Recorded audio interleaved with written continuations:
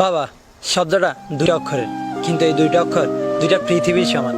আপনি তা কখন বুঝবেন জানেন? যখন অক্ষর দুইটা এই পৃথিবীতে থাকবে না। প্রত্যেকটা বাবাই চায় তার সন্তান সুখে থাকুক। আমরা বাবার কাছে অনেক ইচ্ছেপূর্ণ আবদার করে থাকি।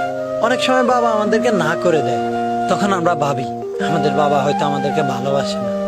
কিন্তু আপনি হয়তো জানেন না, আপনাকে না করে দেওয়ার কারণে আপনি যতটুকু কষ্ট পেয়েছেন তার চাইতে 1000 গুণ বেশি কষ্ট বাবার হৃদয়টাকে ক্ষতবিক্ষত করে দেয়।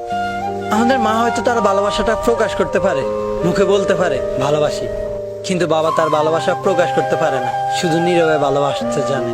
জীবনের চলার পথে আমরাও বাবাকে অনেক বেশি ভালোবেসে ফেলি। আমরা তা কখন অনুভব করি জানেন? বাবা মারা যাওয়ার পর। আমরা হয়তো মাকে অনেকবারই বলেছি ভালোবাসি মা, কিন্তু বাবাকে হয়তো এখনো একবারও বলে হওয়া ওঠেনি ভালোবাসি বাবা। আশেপাশে খোঁজ নিয়ে দেখেন, যাদের বাবা মারা গেছে তারা এখন 1000টা ইচ্ছে করলেও বলতে পারে না ভালোবাসি বাবা। তাই মৃত্যুর পরে নয়, মৃত্যুর আগে বাবাকে ভালোবাসার কথাটি জানিয়ে দিন।